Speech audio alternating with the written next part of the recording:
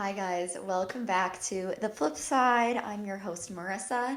And today we are going to talk about Daytona, which just happened this past weekend.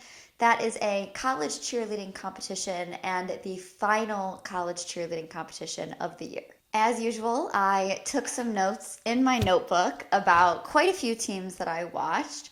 And overall, I thought it was a really good competition. I thought a lot of teams did really well. There were definitely some surprises, as per usual in this sport, but I was really excited to watch it. I can't believe that Daytona's done, and now we are full steam ahead for Worlds and Summit.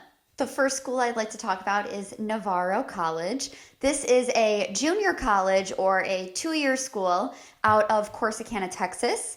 And they are 20-time NCAA champions. I believe 7 of those are grand champion titles in the large co-ed division. I was really excited to see Navarro expand out of that large co-ed division. And this year they had an all-girl team and a game day open team as well. I think that especially with this being a junior college, this is a 2-year school. Are some people going here for more than 2 years? Absolutely.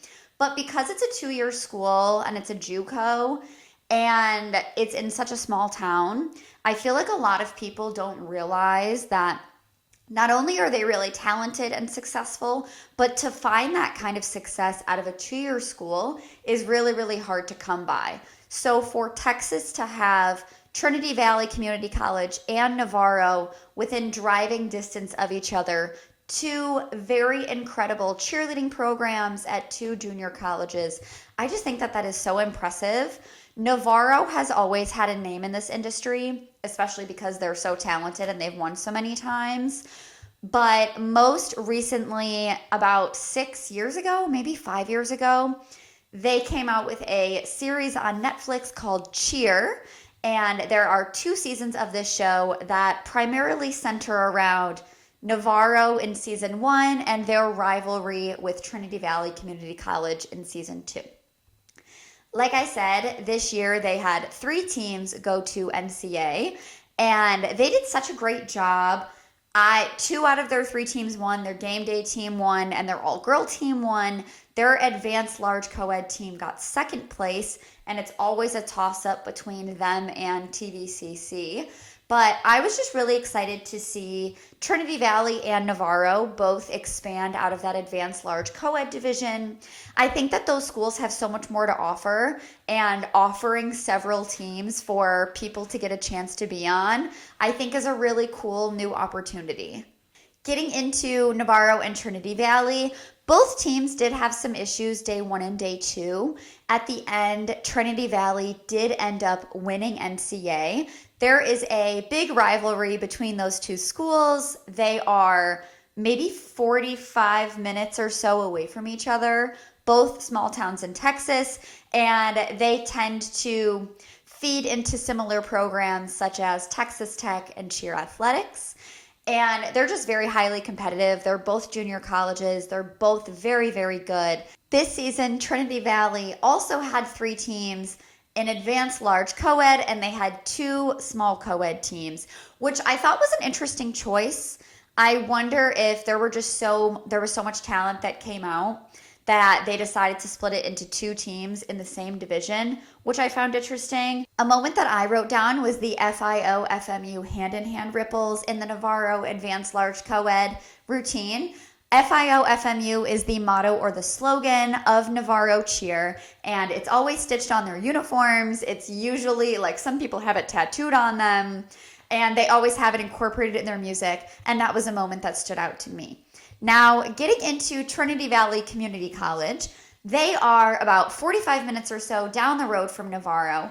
Both of these colleges are feeders into usually Texas Tech, and also they get a lot of athletes from cheer athletics as well. So they are incredibly competitive. They've been rivals for a very long time in this division. There are now some other schools that have entered this division with them, but I don't know if anyone really holds a candle quite yet to TVCC and Navarro. After day 1, Navarro was in 1st place and Trinity Valley was in 2nd.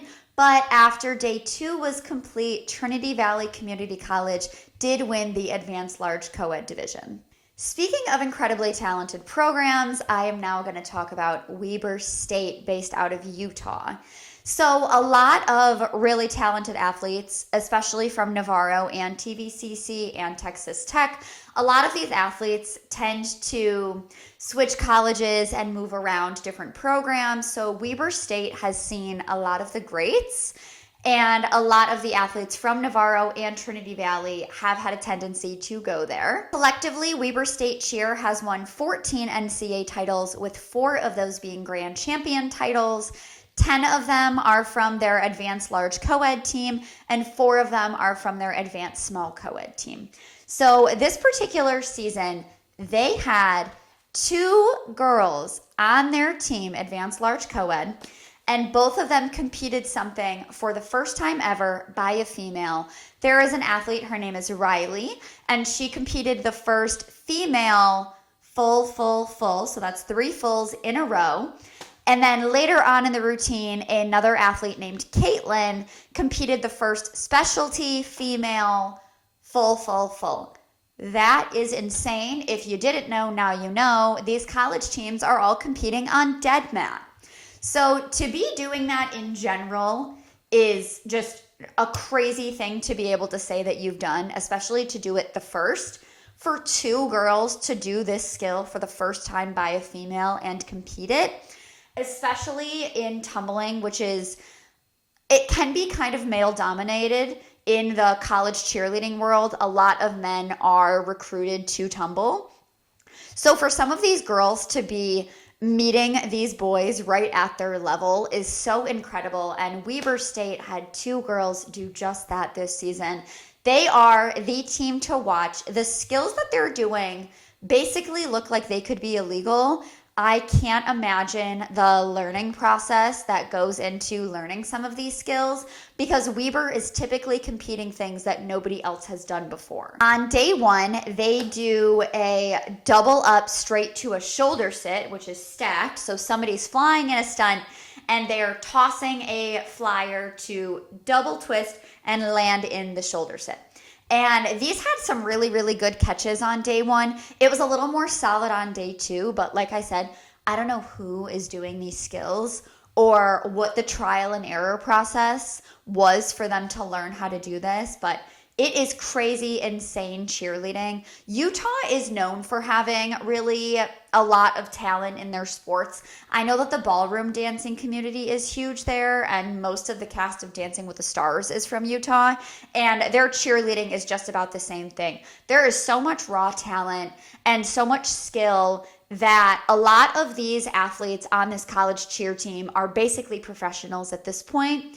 Another really good highlight of their routine was their out-of-frame baskets. I can't tell you how many times they would set for a basket and the videographer would have to zoom out because he knew, or she, that their baskets were going to go so high that they wouldn't even be in the camera's frame. They also had a boy flying in a double full basket. I love when boys fly. I just feel like your eye kind of goes to them, and it's not something that you see incredibly often. So to see it on a college team, I thought was really fun and a nice little flair to their routine. Texas Tech is another school that I'd like to talk about. They had a small co-ed and an advanced large co-ed team. Their advanced large co-ed had an incredible weekend. They looked so good, so polished. Their boys especially are some of the best performers that I've seen. I see a lot of teams that are stacked with boys, but maybe they're not as strong in dancing or performing, and these Texas Tech boys definitely know how to perform. I also wrote down they had excellent baskets, and they do a pyramid swing through, and it has like front tucks to a pyramid structure. That was so cool to watch.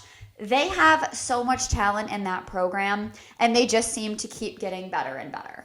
Speaking of programs that have talent, Kennesaw All-Girl is some of the best cheerleading I think I've ever seen.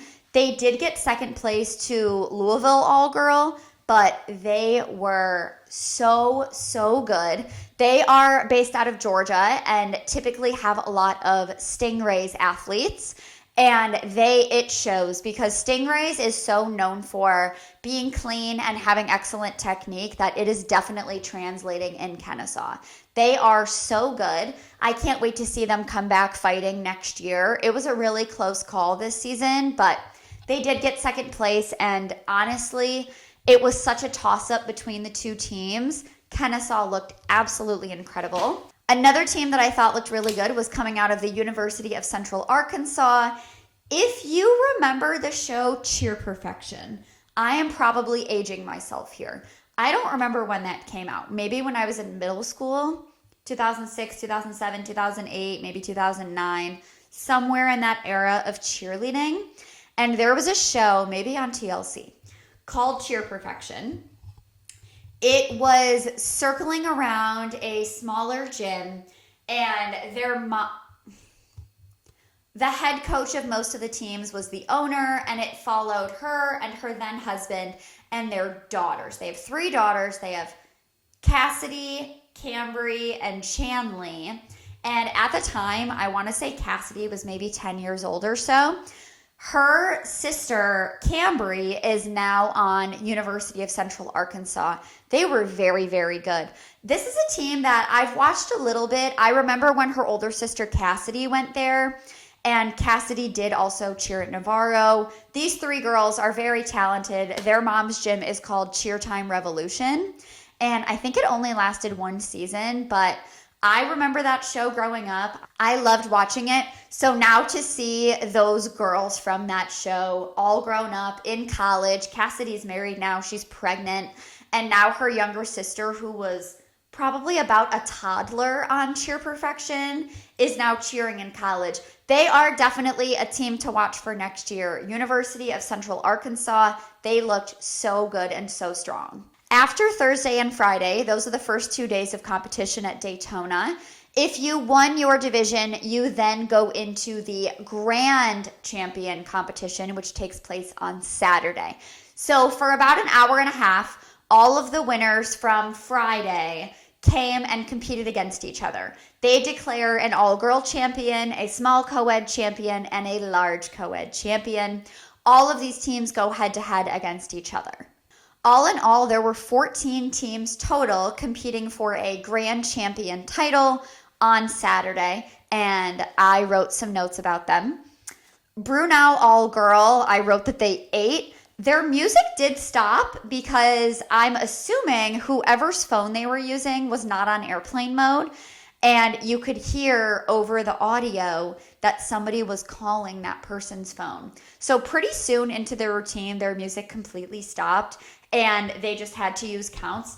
They did not miss a beat. Did not miss a beat. They looked so good. They were really feeding off of the energy of our music's off. We have no choice but to pull this out and do it the best that we can. They did not win, but they looked so good. So good. I think that is such a testament to how professional they are, because a lot of athletes would really let no music shake them up, and this team did not whatsoever. Let this be known: if you are using your phone for music, airplane mode, do not disturb, auto lock off. If you've ever played music at a competition, it is one of the most stressful jobs that you can have, because you're always nervous. Is my volume up? Is someone going to call me? Is someone going to text me? Did I remove my passcode and my Face ID from my phone? Am I going to press play at the right time? Like, it is so stressful. I guess there's a competition that was happening this season in the All-Star world where you pressed a button to play your music, which I thought was really cool, because typically if you're playing your music, you're at the DJ station and maybe you're a little further away from the floor than you'd like to be. I have definitely been a press the music button and run kind of coach, but they did not miss a beat. They looked so good, and I think that's a performance they should really, really be proud of. I'm hoping that's a learning lesson for whoever was using their phone, because that is rough. But luckily, they did not let that shake them, and they put out the performance of their lives. Going back to Navarro All-Girl, when they competed in the Grand Champion portion of the routine, I did write down, I thought they were such good performers. They almost give me a Lady Jags vibe in college. Really good performers, really sassy music. Everything just felt really like feisty, and I feel like that is something that LJ from Top Gun is known to have. And I really felt like their all-girl team was bringing out that aspect of performance in their routine, which I thought was fun to watch. There's a lot of college teams that are really talented, but maybe aren't the best at projecting and performing and doing facials and being eccentric, and I thought Navarro All Girl did a really good job at that. Another team I want to talk about is Alma All Girl. I actually watched this division because they were in the same division as some colleges that are local to where I live. Alma did get first place. It was some of the cleanest cheerleading I saw all weekend, and their mascot is the Scots, and instead of doing their end dance to the song Shots, they replaced it with the word Scots, and I wrote that down because I thought it was super funny, but I also just really, really liked their routine. After the grand champion division of the competition was over, the all-girl grand champion was University of New Hampshire. This team, jaw open on the floor, the whole entire routine. I don't feel like a lot of people understand the difficulty that goes into some of the routines, especially when you're an all-girl team. Some of these all-girl teams are proving that they don't need to be co-ed, they don't need boys to be good, because they can do it just as well, if not even better, than co-ed teams can. And University of New Hampshire really proved that. They looked so good this weekend. That program is really making crazy strides, and they're just going to get better and better. The large co-ed grand champion was Weber State, and the small co-ed grand champion was also coming out of Weber State. That program is incredible, top to bottom, amazing athletes. They're putting out things that nobody's ever seen.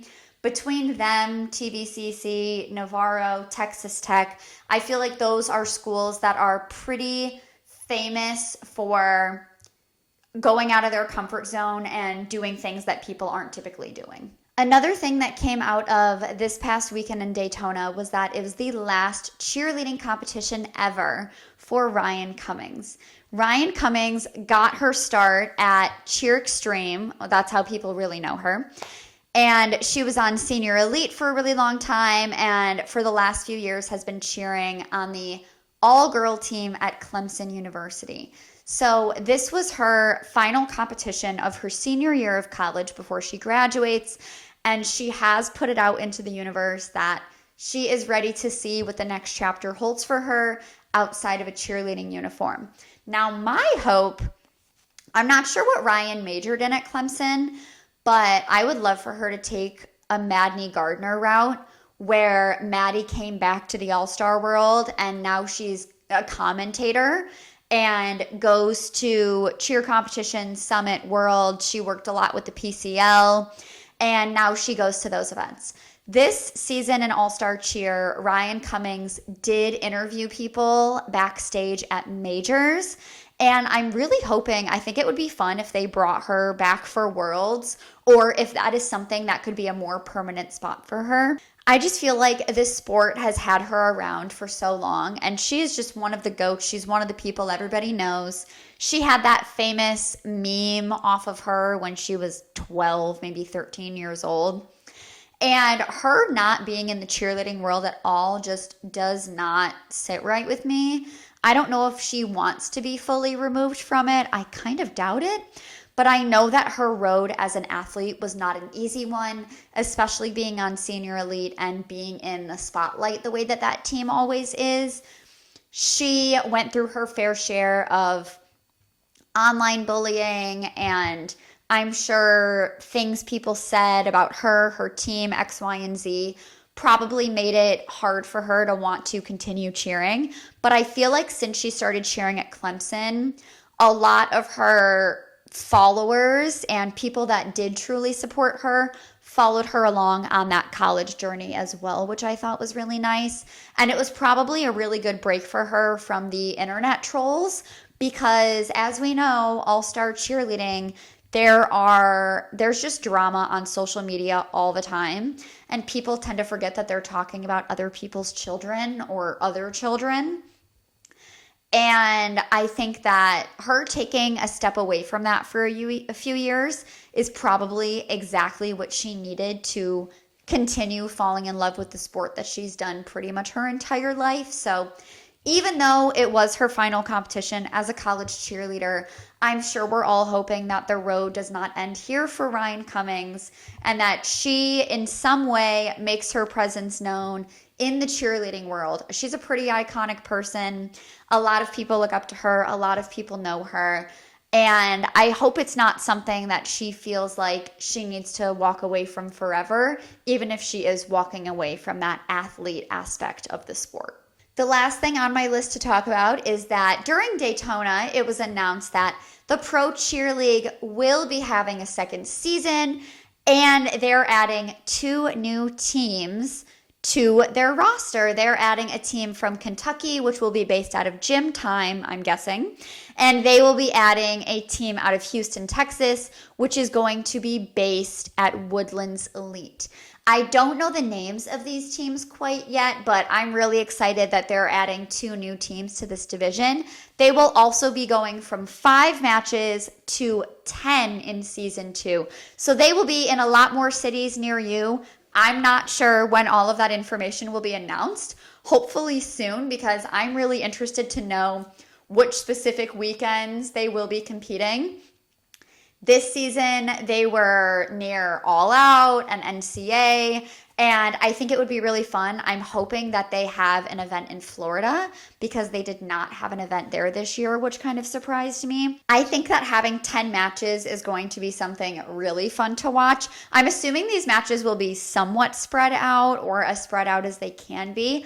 But I can't wait to see season 2 of the Pro Cheer League. If you didn't tune into this season, all of the replays of their matches are on Varsity TV. And they're just really fun to watch. The direction the sport is going in is really, really cool. And watching the first season of it was really fun.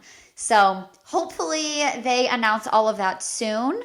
And we can figure out what the names of these 2 teams are going to be, but I think that's going to be something really exciting, and it just gives more opportunity to more people within this sport, especially people who are over the age of 18. That is all I have to talk about today. Stay tuned for my next episode where 2 of my best friends are going to be joining me. Their names are Lizzie and Shy. And we're just gonna yap. We love to talk about cheer. We all became friends through cheerleading. And they've cheered all-stars, college, everything under the sun. So I'm really excited to have them on. I'm excited to not be talking to myself. But it should be really fun. So stay tuned for next episode. And I will see you on the flip side.